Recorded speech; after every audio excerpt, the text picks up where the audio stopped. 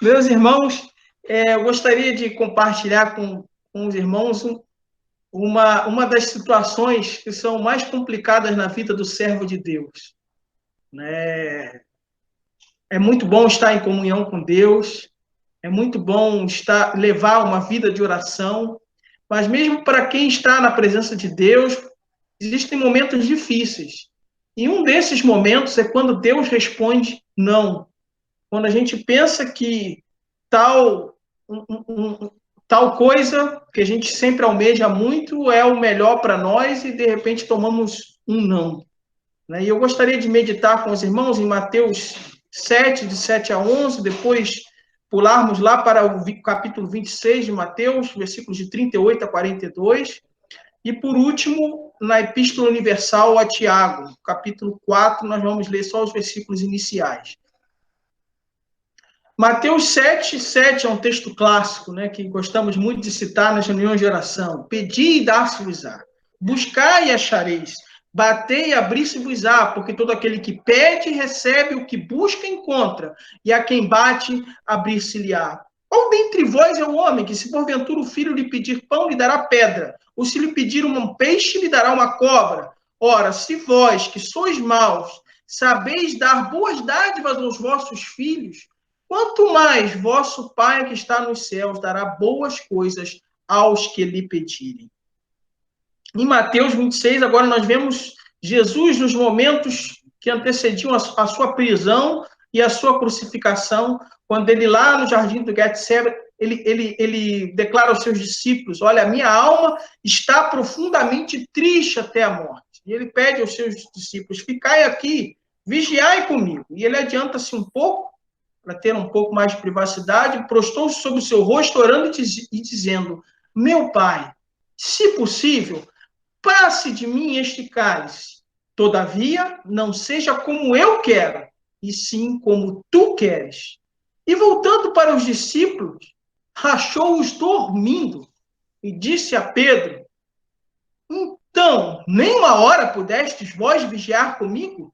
Vigiai e orai, para que não entreis em tentação. O espírito, na verdade, está pronto, mas a carne é fraca. Tornando a retirar-se, orou de novo, dizendo, meu Pai, se não é possível passar de mim este cálice, sem que eu beba, faça-se a tua vontade. E agora Tiago, capítulo 4, diz, de onde procedem guerras e contendas que há entre vós? De onde? Senão dos prazeres que militam na vossa carne. Cobiçais, nada tendes, matais, invejais, nada podeis obter. Viveis a lutar e a fazer guerras. Nada tendes porque não pedis. Pedis e não recebeis, porque pedis mal, para esbanjardes em vossos prazeres.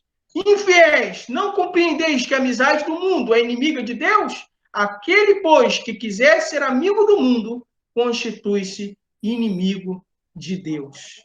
Meus irmãos, aí vai uma pergunta.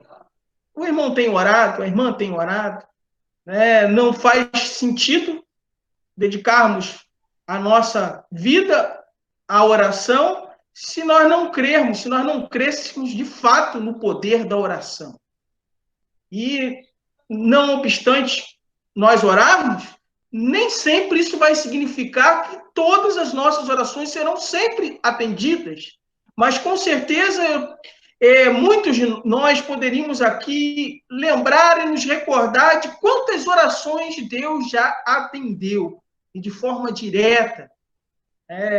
Infelizmente, o ser humano ele tem memória fraca e ele tende muito mais a se recordar das coisas que ele não consegue obter, ou das respostas negativas, do que das positivas.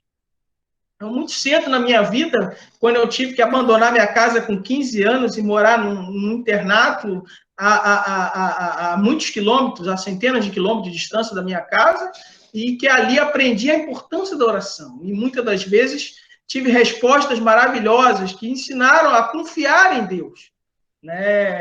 E a desenvolver um relacionamento tal, um filho com o pai, né? Esse deve ser o nosso relacionamento com Deus, de confiança. Mas mesmo um pai e um filho, quando ele se relaciona, ele não bota assim no automático para tudo que o seu filho pede. Aliás, né, dizem, né, os mais entendidos em educação, que se você quiser estragar o seu filho, basta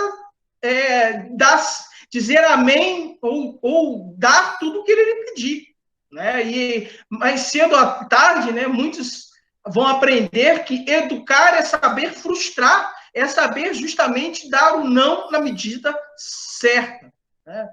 Tem um filme que é até uma blasfêmia, né, o Todo-Poderoso, mas que uma das coisas é que quando o Jim Carrey ele assume os poderes de Deus e tinha muitos pedidos, ele não queria se incomodar com tantos pedidos, ele resolve botar sim direto, né? E aí de repente todos ganharam na loteria, né? E aí não ganharam nada porque o prêmio tinha que se dividir com todos os jogadores e assim vai, não é simples, né? A visão humana para entender qual que é a resposta mais apropriada em todas as circunstâncias. Por isso nós devemos pedir sempre, mas pedir que a vontade de Deus seja manifesta, pedir segundo a vontade de Deus, porque a nossa visão é muito limitada.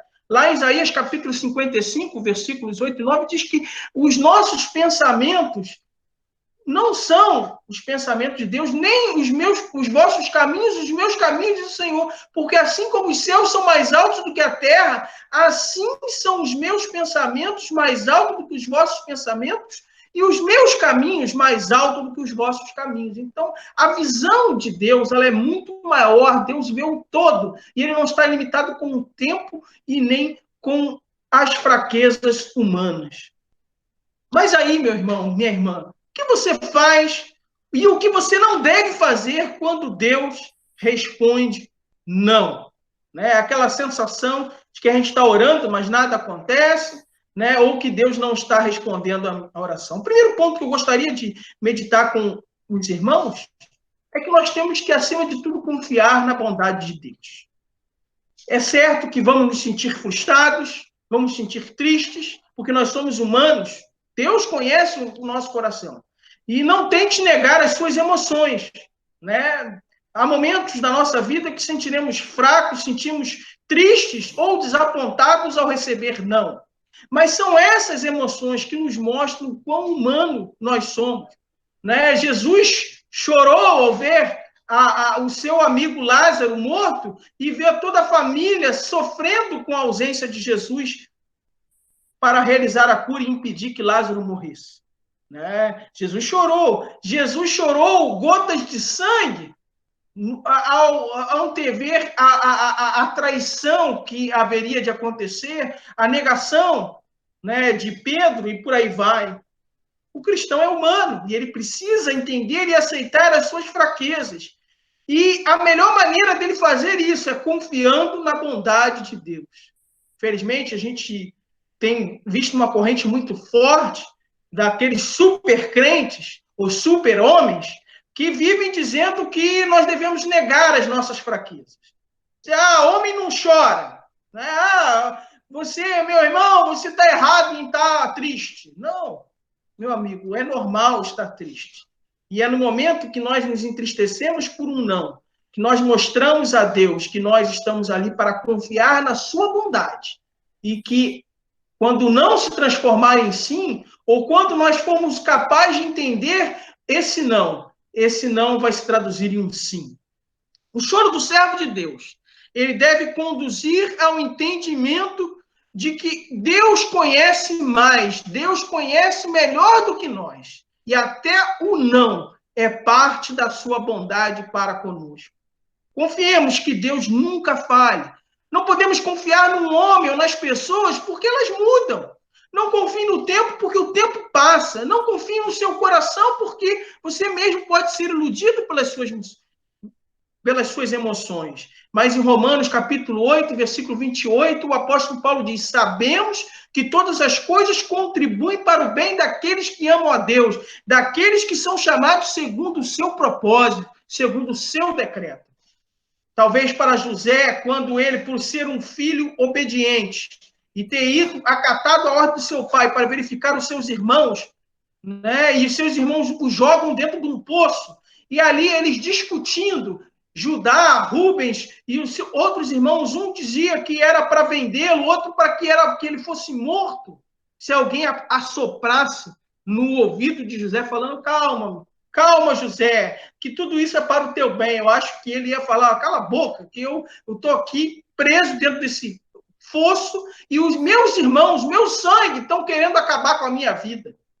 Mas nós já conhecemos o final da história e sabemos que José, escravo em Potifar, vai parar na masmorra lá no Egito e de lá da masmorra ele se transforma no governador de todo o Egito. Mas nem tudo vai fazer sentido no momento que nós estamos passando pelo não de Deus. Né? João capítulo 3, versículo 7, João vira para Pedro e fala, o que eu faço agora não compreende, mas compreenderás depois. O próprio apóstolo Paulo, em 1 Coríntios capítulo 13, fala que hoje nós vemos em espelho, em enigma, ou seja, a nossa visão é limitada por nossa pequenez. Paulo orou 3 vezes, né, para Deus remover o espinho na carne, e esse, infelizmente, irmãos, eu não tenho a resposta do que seria o espinho na carne de Paulo, tem muitas teorias. O fato é, quando eu chegar e conhecer o apóstolo Paulo na glória, isso aí eu vou procurar perguntar a ele, e aí?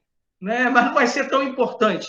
Né, mas qual era o seu espinho na carne? Alguns dizem que talvez a sua visão, né, ele tinha problemas de visão, a gente não sabe, mas o fato é que ele falou que aprendeu através daquele espinho na carne, a qual Deus diz, 3 vezes ele orou e disse não, ele aprendeu a gloriar-se na sua fraqueza. E gloriar-se na sua fraqueza, gloriar-se no não, gloriar-se nas respostas negativas que recebemos. É não estar mais preocupado em obter aquilo que a gente quer, e sim entender e compreender a vontade de Deus para as nossas vidas, entender o que Ele quer para nós. Em segundo lugar, meus irmãos, quando Deus responde não, nós temos que esperar no Senhor. Esperar no Senhor é ser capaz de fazer o pedido certo, de aguardar o momento certo, aguardar a sua resposta, de não se engajar nas guerras erradas que Tiago fala. Às vezes estamos preocupados apenas no nosso bem-estar, no nosso próprio status, né? No nosso próprios bens materiais, e aí nos engajamos em cobiças, em guerras erradas. E aí deixamos de pedir as coisas certas. Não recebemos porque não pedimos aquilo que Deus tem preparado para nós. Nós devemos pedir segundo a sua vontade. E assim nada temos porque não pedimos ou porque pedimos errado. Não peça errado. Não peça para os propósitos errados. Até porque os nossos pedidos e as nossas orações, elas revelam aquilo que está no nosso coração. Imagine, meus irmãos, se você recebesse aquela oportunidade que Salomão recebeu ao ter um sonho lá, depois de oferecer sacrifícios em Gibeão, e Deus aparece num sonho para Salomão e fala assim, olha, pede o que quiser que eu te darei. Olha que maravilha, né? Será que todos nós gostaríamos? Pode pedir qualquer coisa que você quiser. Salomão poderia ter pedido muitas coisas, mas ali o seu coração foi desnudado diante de Deus. A sua preocupação era com o povo. A sua preocupação era em abençoar o povo, em ter sabedoria para administrar o povo. E isso agradou o coração de Deus. E Deus deu muito além, né? Porque os seus propósitos não eram apenas terrenos, imediatistas no seu bem-estar pessoal, mas era em abençoar o povo, era em fazer valer o melhor para o povo de Deus e a representação do reino de Deus aqui na terra. Por isso, posso dizer para você que Deus sempre responde muito mais daquilo que nós imaginamos. Precisamos aprender que Deus é soberano. Ele não é servo das nossas vontades e planos. Deus é o Senhor. Muitas vezes Deus não responde às minhas preces conforme a minha expectativa. E ainda bem, porque eu muitas vezes não sei o que pedir. Ele, ao contrário, ele sabe exatamente o que eu, o que você, o que nós precisamos. Também não existe a oração de poder, é a oração fraca. O poder não está em você, meu irmão. É porque se eu pedir o pastor para orar por mim, de repente a oração dele, Deus vai ouvir, porque a minha oração é muito fraca. Não. Deus responde a nossa oração. É pela fé que Deus responde, ainda que o silêncio pareça ser a sua resposta. E quando ele parece responder que não, normalmente é porque ele tem planos muito melhores em mente. Efésios capítulo 3, fala que ele opera em nós tanto o querer quanto o efetuar. E ele pode fazer infinitamente mais do que nós pensamos e imaginamos. Deus espera para ter misericórdia de nós. Isaías capítulo 30, versículo 18. Ele sabe o time, ele sabe o momento certo. É o momento dele nos atender. Sua vontade é boa, agradável e perfeita. Rogo-vos, pois, irmãos, pela compaixão de Deus, que apresenteis os vossos corpos em sacrifício vivo, santo e agradável a Deus, que é o vosso culto racional, e não vos conformeis com este mundo, mas transformais pela renovação do vosso entendimento, para que experimenteis qual seja a boa, perfeita e agradável vontade de Deus. Por isso, Jesus, ao ensinar os discípulos a orar naquela famosa oração, e o propósito de Cristo ao ensinar aquela oração não era que isso virasse uma reza, mas que a gente aprendesse o que nós deveríamos, de fato, pedir no nosso dia a dia, na nossa comunhão com Deus. E ali ele ensina: venha o teu reino, seja feita a tua vontade, assim na terra como no céu. Antes de mais nada, seja feita a vontade de Deus, reconhecendo a soberania de Deus. Sermos capazes de sonhar os sonhos de Deus, deleitos também no Senhor, e Ele concederá o que deseja o teu coração. Quando nós temos prazer na lei do Senhor, nós temos prazer em agradar ao Senhor. E a nossa vontade passa a ser coincidente com a vontade de Deus. Cuidado, né?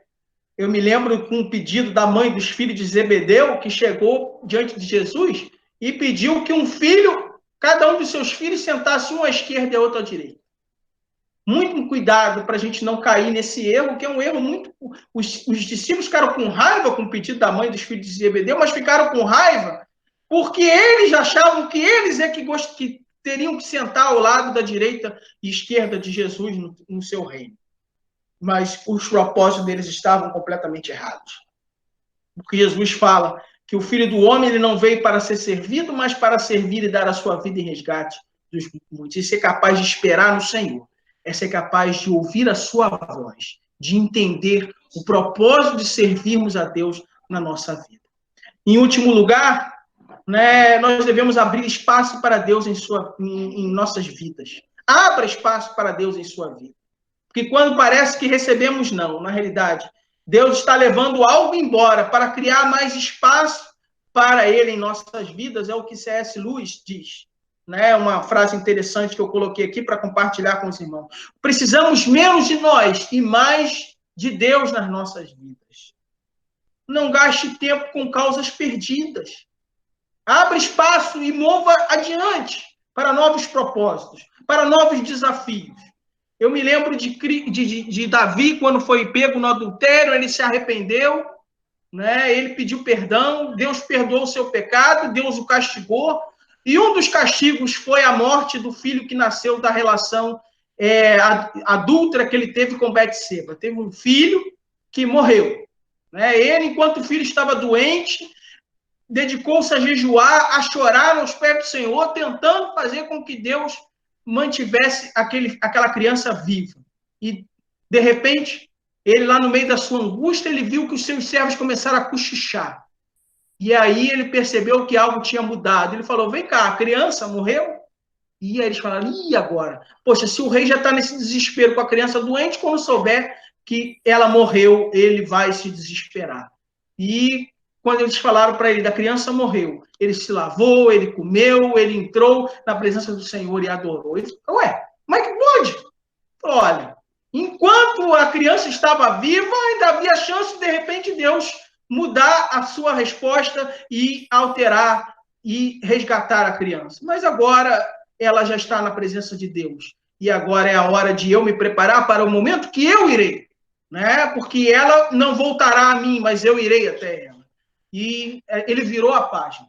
E Deus restaurou a sua relação com Davi. E Davi teve um outro filho, que se chamou Salomão. Né? E também um dos nomes de Salomão, que é pouco conhecido, é Gedidias, que quer dizer o amado do Senhor, porque Deus olhou para Salomão e o amou. Essa experiência retrata diante de nós a nossa postura diante das respostas de oração. De sabermos entender e aceitar a vontade de Deus. E virar a página. Porque o melhor ainda está por vir. Provai e vede que o Senhor é bom.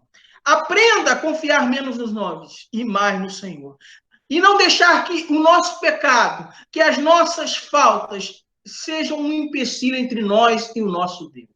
Isaías capítulo 59, versículos 1 e 2 diz: certamente que a mão do Senhor não está encolhida para que não possa salvar, nem o seu ouvido entupido para não poder ouvir, mas as vossas iniquidades fazem divisão entre vós e o vosso Deus e encobre o seu rosto de vós, para que vos não ouça. Marido, cuidado com o seu relacionamento dentro de casa, na sua família, porque Deus não aceita oração de marido que maltrata a esposa.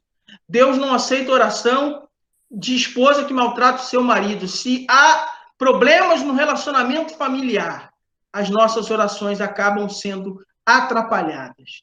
Não que a mão do Senhor esteja encolhida, mas é porque os nossos pecados fazem divisão entre nós e o nosso Deus. 1 Pedro 3,7 diz: igualmente, vós, maridos, vivei com as vossas mulheres com entendimento, dando honra à mulher como vaso mais frágil, como sendo ela herdeiros convosco da graça devida, para que não sejam impedidas as vossas orações. Devemos abrir espaço para Deus na nossa vida, restaurando os nossos relacionamentos e saber que a alegria vem pela manhã. O choro pode durar uma noite, mas a alegria, ela vem pela manhã. O não de Deus se traduz em tenho melhores planos em mente. Às vezes, o não significa sim. Jesus é o melhor exemplo, porque Jesus, ele teve o seu pedido aos olhos humanos negado, quando ele fala: Senhor, passa de mim esse cálice. Mas o cálice que Jesus bebeu foi por mim e por você. E ali ele, ao entregar a sua vida para ser imolado como Cordeiro de Deus que tira o pecado do mundo, ele pôde salvar a mim e a você. José, que teve que ser vendido como escravo para o Egito, que foi parar numa masmorra, na realidade se tornou um grande instrumento de Deus para preservar a Jacó e toda a sua família no Egito. Você está disposto a ser um instrumento da vontade de Deus? Quando Deus responde a nossa oração, diz que ainda que a palavra nem chegou a línguas, Deus já conhece tudo, ele sabe aquilo que está no nosso coração. Não podemos desanimar, e quando estamos diante de supostas orações não respondidas, é a hora de contarmos as bênçãos, e de lembrarmos que nós não andamos por vista, mas andamos por fé, como nos diz lá em 2 Coríntios, capítulo 5, versículo 7. Devemos planejar o nosso amanhã, sabendo que a Deus pertence, e se Deus quiser, estaremos vivos na presença de Deus. Se Deus quiser, ele irá nos ouvir.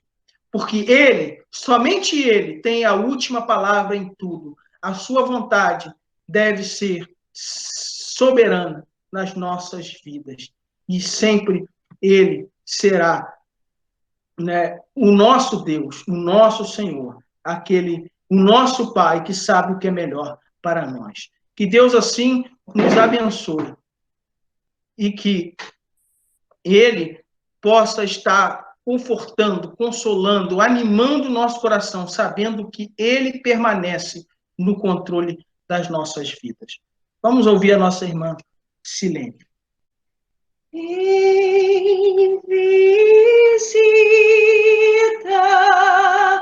tua igreja, oh bendito Salvador,